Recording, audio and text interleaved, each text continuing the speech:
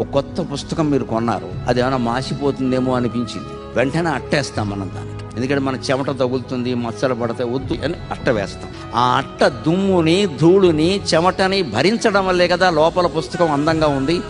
తల్లిదండ్రులు ఆ చెమటని, దుమ్ముని, ధూళిని, కష్టాలని భరించబట్టే మనం ఎంత అందంగా ఉన్నాం. వాళ్ళు మీకోసం వ్యవసాయం చేస్తున్నారు, మీకోసం శీతోష్ణాలను భరిస్తున్నారు, మీకోసం జ్వరం వచ్చినా సరే కష్టపడుతున్నారు. నా బిడ్డ చదువుకుంటుంది, బాగుండాలి బాగుండాలి బాగుండాలి. ఇప్పుడు డబ్బులు కావాలి, మరి కష్టపడకపోతే అక్కడ రోజువారీ పళ్ళు అమ్ముకుని, కాయలు అమ్ముకుని కూడా ఇక్కడ చదివిస్తున్నటువంటి తల్లిదండ్రులు ఉన్నారండి. ఎంత శ్రమ పడుతున్నారో ఆలోచించండి. అట్ట మగ్గిపోయి, మాడిపోయి, చెమట పట్టేసి, దుమ్ము ధూళి భరించబట్టే కదా ఈ పుస్తకం అందంగా ఉంది. తల్లిదండ్రులు అంత కష్టపడబట్టే కదా మనం ఇక్కడ సౌఖ్యాలతో ఉన్నాం. మీ తల్లిదండ్రులు ఆనందించే విధంగా ప్రవర్తించండి, మీ తల్లిదండ్రులు ఆనందించే విధంగా ప్రవర్తించండి.